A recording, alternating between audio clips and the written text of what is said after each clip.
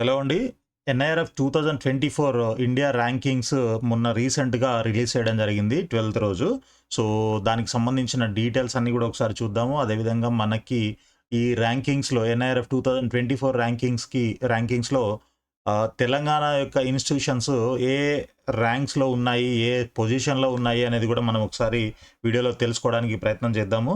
So, ఇప్పటివరకు మీరు ఛానెల్‌ని subscribe చేసుకున్నట్లయితే ఇప్పుడే ఇమ్మీడియేట్‌గా సబ్స్క్రైబ్ చేసుకోండి. సో దట్ మీకు ఫర్దర్ అప్డేట్స్ అన్నీ కూడా రెగ్యులర్‌గా వస్తూ ఉంటాయి. ఆహ్, so, institutional national institutional ranking framework అని ఎన్ఐఆర్ఎఫ్ అనేది మన మినిస్ట్రీ ఆఫ్ ఎడ్యుకేషన్ యొక్క ఒక డిపార్ట్మెంట్ అనుకోవచ్చు లేదా సంస్థ అనుకోవచ్చు. సో, ఈ సంస్థ మనకి 2015 నుంచి ఇన్‌స్టిట్యూషన్స్‌ని కేటగరైజ్ చేసి వాటికి ర్యాంకింగ్ ఇవ్వడం ప్రారంభించిందనమాట. ఇది 2015 నుంచి. ఓకే.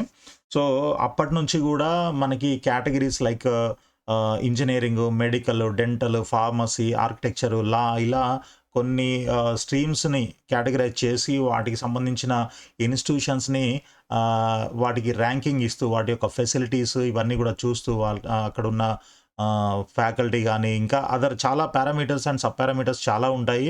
వాటన్నిటికి సంబంధించి నేను అసలు ఈ ర్యాంకింగ్ ఎలా ఇస్తారు అనే దానిపైన మరొక వీడియో చేస్తాను డీటెయిల్డ్‌గా.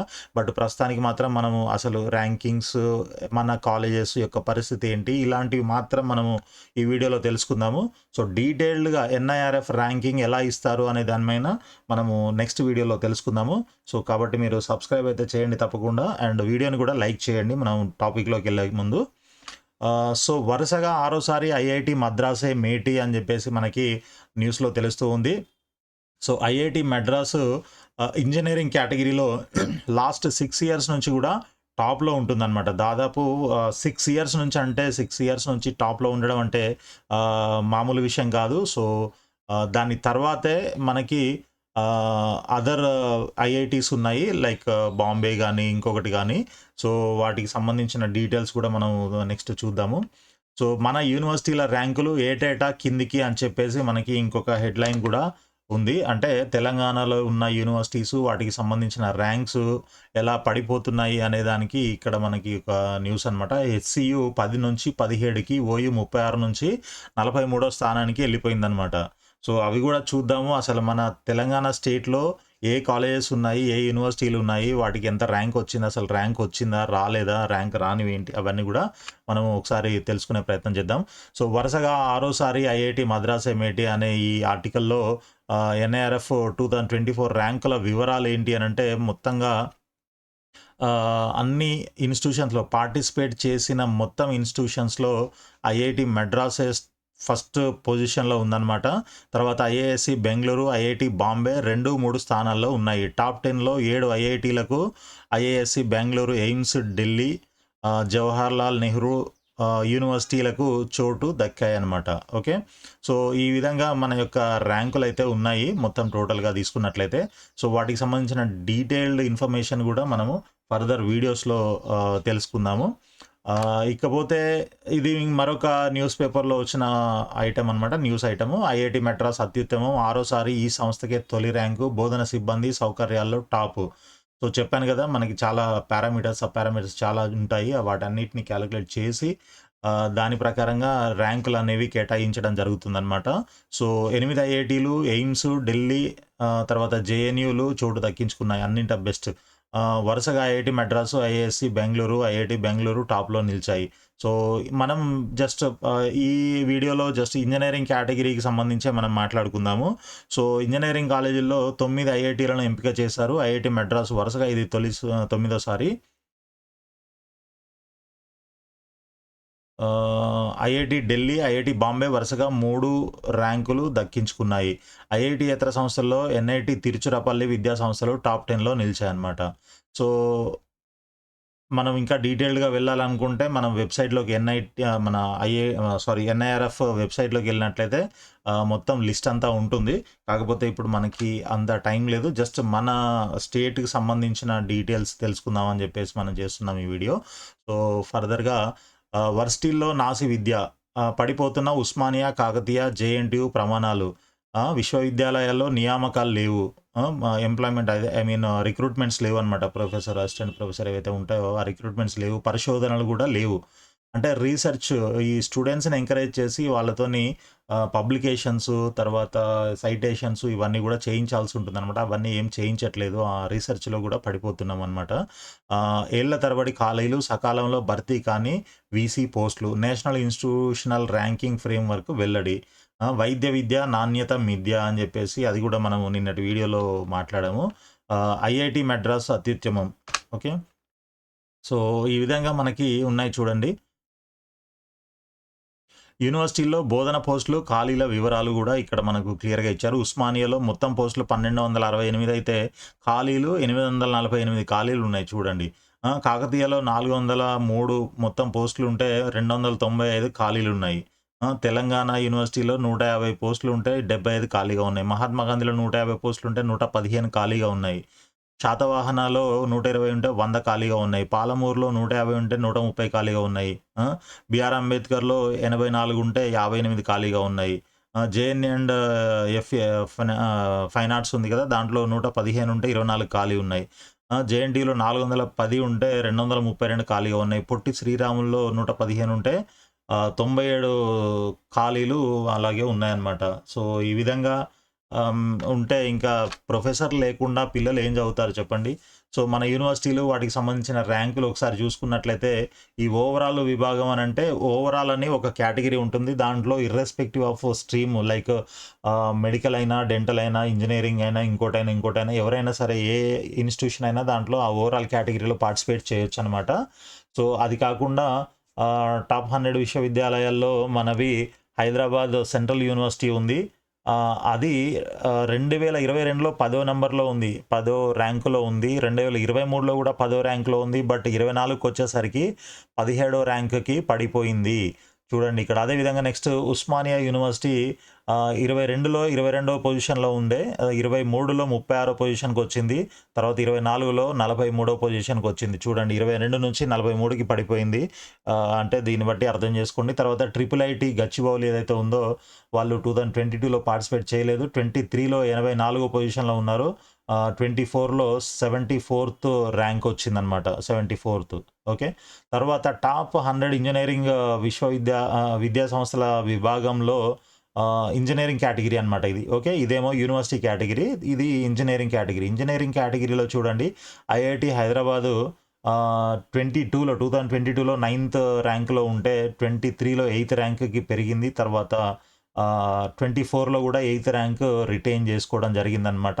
సో, ఇది ఒకటి బెస్ట్ అనుకోవచ్చు. టాప్ 10లో ఉన్నాం మనము మొత్తం ఆల్ ఇండియా లెవెల్‌లో. అండ్ ఎన్ఐటీ వరంగల్ తీసుకున్నట్లయితే లాస్ట్ 3 ఇయర్స్ నుంచి కూడా 21st పొజిషన్‌లో రిటైన్ అవుతూ ఉంది. సో, అది కూడా ఆల్మోస్ట్ సస్టైన్ అవుతుంది. అంటే అలా మెయింటైన్ చేస్తున్నారు. వాళ్ళు ఇంకా కొంచెం దాన్ని ఇంప్రూవ్ చేసుకోగలిగితే 20 నుంచి ఇంకా కిందకి అంటే ఐ మీన్ 20 గాని 19, 18, 20 లోపలికొచ్చే అవకాశం అయితే తప్పకుండా ఉంది. అండ్ ట్రిపుల్ ఐటీ హైదరాబాద్ తీసుకున్నట్లయితే 22లో 62వ పొజిషను, 23లో 55థ్ పొజిషన్ అండ్ ఇక్కడికొచ్చేసరికి 24కు 47కి ఇంప్రూవ్ అయింది. ఇది నిజంగా చెప్పుకోవచ్చు. తర్వాత హెచ్‌సీయూ చూసుకున్నట్లయితే 2023లో 71 పొజిషన్‌లో ఉంటే ఇప్పుడు 70th పొజిషన్‌లోకొచ్చింది. అండ్ జేఎన్‌టీయూ హైదరాబాద్ చూడండి 2022లో 76 ర్యాంక్‌లో ఉంటే 2023లో 83వ పొజిషన్‌కెళ్ళింది. అండ్ 2024లో 88 వచ్చింది ర్యాంకు 88. సో, అంటే పెరిగింది. వెనక్కెళ్ళిపోతుందనమాట. సో, ఎస్ఆర్ యూనివర్సిటీ వరంగల్ ఏదైతే ఉందో చూడండి అది 2022లో 91వ ర్యాంక్‌లో ఉంటే తర్వాత 98 ఇప్పుడు కూడా 98వ పొజిషను కంటిన్యూ చేస్తూ ఉన్నారు. సో, ఇంకా ఇక్కడ టాప్ 100 మేనేజ్మెంట్ కేటగిరీ అనమాట. ఇది కింద వచ్చేసి ఫార్మసీ కేటగిరీ ఉంది. ఎవరైనా ఫార్మసీ అండ్ మేనేజ్మెంట్ వాళ్ళు ఉన్నట్లయితే కూడా తప్పకుండా చూసుకోవచ్చు మీరు. సో, ఇక్కడ రీజన్ ఏంటి అనేది కూడా మనకి ఈరోజు అప్డేట్ ఒకటి తెలిసింది. ఐ మీన్ టైమ్స్ ఆఫ్ ఇండియాలో పబ్లిష్ చేయడం జరిగిందనమాట. T spends only 7.6% of budget on education and it shows that the rankings are going down అనమాట. So, Telangana only 7.6% of budget మాత్రమే కేటాయిస్తుంది విద్యా వ్యవస్థకి.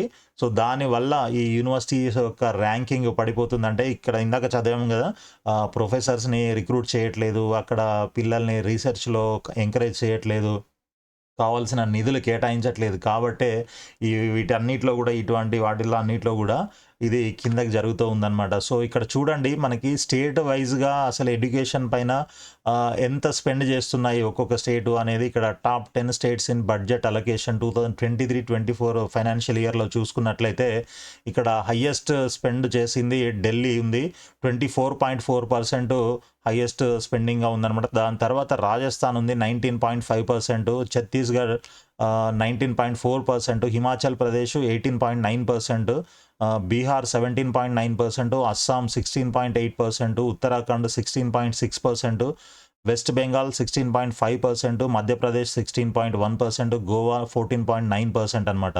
సో ఇక్కడ చూడండి యావరేజ్గా చూసుకున్నట్లయితే ఆల్మోస్ట్ 14% స్పెండ్ చేస్తున్నారు యావరేజ్ ఆన్ యావరేజ్.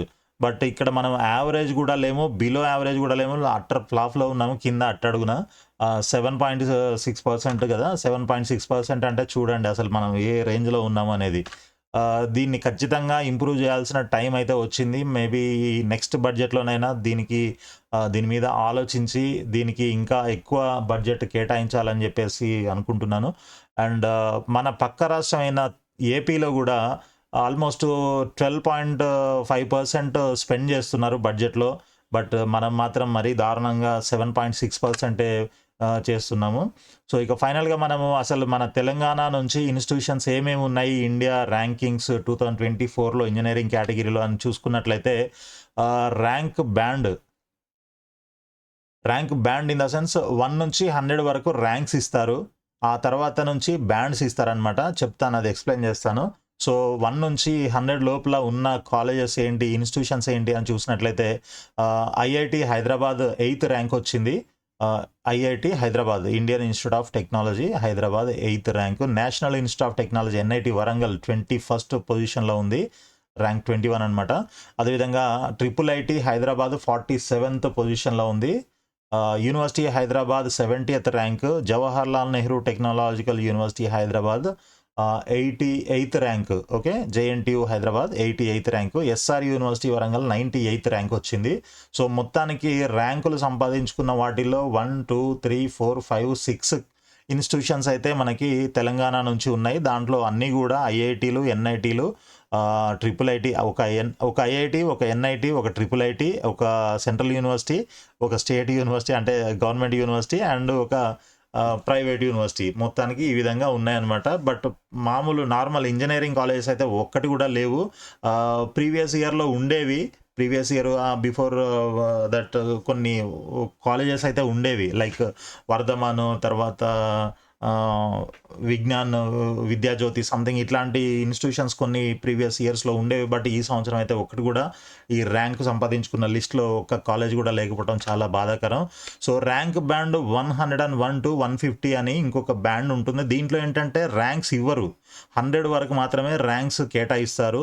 1 నుంచి 100 వరకు టాప్ 100 ఇన్స్టిట్యూషన్స్కి మాత్రమే ర్యాంక్స్ అనేవి కేటాయిస్తారు. సో తర్వాత అప్ టు 300 బ్యాండ్స్ ఉంటాయన్నమాట, 100 నుంచి 150 మధ్యలో. అంటే సపోజ్ ఇప్పుడు దీంట్లో ఈ 101 నుంచి 150 మధ్యలో ఈ ర్యాంక్ బ్యాండ్లో 3 ఇన్స్టిట్యూషన్స్ అయితే ఉన్నాయి. దీంట్లో ఒకటి Gokaraju Rangaraju institute of engineering and technology, Mahindra university, university college of engineering OU.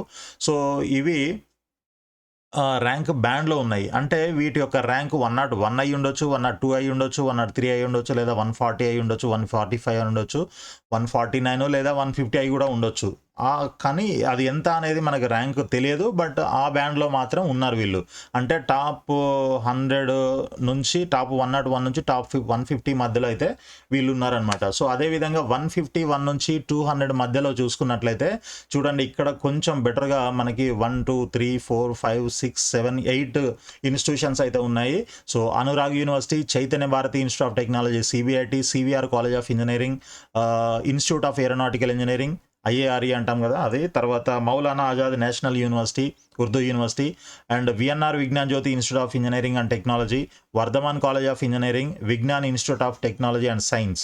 So, ఇక్కడ మనకి కొంచెం బెటర్‌గా అంటే మనం ఓకే. మన కాలేజెస్ కూడా ఎన్ఐఆర్ఎఫ్ ర్యాంక్ బ్యాండ్‌లో ఉన్నాయి. ర్యాంకుల్లో లేవు. ర్యాంక్ బ్యాండ్‌లో ఉన్నాయని కొంచెం ఏదో జస్ట్ అలా ఒక ఊరటలు కల్పించేలాగా ఒక చిన్న ఇదైతే ఉంది.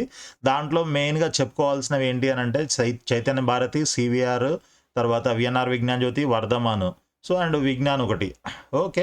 సో, ఇలా మనకి కొన్ని ఇన్‌స్టిట్యూషన్స్ అయితే ఉన్నాయి. 151 నుంచి 200 మధ్యలో. అదేవిధంగా 201 నుంచి 300 రేంజ్‌లో తీసుకున్నట్లయితే చూడండి ఇక్కడ సీఎంఆర్‌వి 3 కాలేజెస్ ఉన్నాయి. CMR college of engineering and technology, CMR engineering college, CMR institute of technology, Kakatiya institute of technology and science, Mallareddy engineering college, తర్వాత Srinidhi institute of science and technology, Vasavi college of engineering, Vidyajyothi institute of technology, MLR institute of technology. So, మొత్తం 9 institutions ఈ 200 నుంచి 300 రేంజ్‌లో ఉన్నాయన్నమాట. So, అప్రాక్సిమేట్‌గా మనకి టోటల్‌గా India లెవెల్‌లో మొత్తం పార్టిసిపేట్ చేసిన ఇంజినీరింగ్ కేటగిరీలో పార్టిసిపేట్ చేసిన ఇన్‌స్టిట్యూషన్స్ అప్రాక్సిమేట్‌గా ఒక 1500 ఉంటాయి. అంటే almost 4000-5000 engineering colleges and universities ఏవైతే ఉన్నాయో వాటన్నిటిలో నుంచి ఓన్లీ ఒక అప్రాక్సిమేట్‌గా 1500 మాత్రమే పార్టిసిపేట్ చేస్తున్నారు. సో, ఇందులో లేవు, ర్యాంక్ రాలేదు అనంటే మేబీ ఆ కాలేజీలు మంచివి కాదని కాదు. ఇక్కడ మనం చూడాల్సింది ఏంటి అనంటే ఎవరైతే పార్టిసిపేట్ చేశారో, పార్టిసిపేట్ చేసిన కాలేజెస్‌కి మాత్రమే ఇక్కడ ర్యాంక్స్ అసైన్ చేయడం జరుగుతుందనమాట. ఒకవేళ దీంట్లో లేనంత మాత్రాన, ఒకవేళ వాళ్ళు పార్టిసిపేట్ చేయనంత మాత్రాన అది మంచి కాలేజ్ కాదు అని అనుకోవడానికి వీల్లేదు. ఓకే. సో, కాబట్టి ఇక్కడ వరకు మనం 300 అప్ టు 300 వరకు ఉన్న లిస్ట్ అయితే మనం తెలుసుకున్నాము. సో, వీడియో గనక నచ్చినట్లయితే తప్పకుండా లైక్ చేయండి. అదేవిధంగా ఛానల్‌ని సబ్స్క్రైబ్ చేయండి. మనము నెక్స్ట్ వీడియోలో ఫర్దర్‌గా వచ్చే వీడియోస్‌లో అసలు ఈ ఎన్ఐఆర్ఎఫ్ ర్యాంకింగ్ ఎలా కేటాయిస్తారు, ఏంటి, దాని పారామీటర్స్ ఏంటి, అవన్నీ కూడా మీకు క్లియర్‌గా ఎక్స్‌ప్లెయిన్ చేస్తాను. దాన్ని బట్టి పేరెంట్స్‌కి ఒక ఐడియా వస్తుందనమాట. అసలు కాలేజెస్ ఎలా, ఏంటి అనేది. సో, దానికి సంబంధించి మనం ఫర్దర్ వీడియోలో క్లియర్‌గా, డీటెయిల్‌గా డిస్కస్ చేద్దాము. అండ్ మీ ఫ్రెండ్స్ కూడా వీడియోనైతే షేర్ చేయండి. తప్పకుండా ఛానల్‌ని సబ్స్క్రైబ్ చేయడం మాత్రం మర్చిపోకండి. అండ్ లైక్ మాత్రం మీరు చేస్తారు ఆల్రెడీ నాకు తెలుసు. కాబట్టి థ్యాంక్ యూ సో మచ్.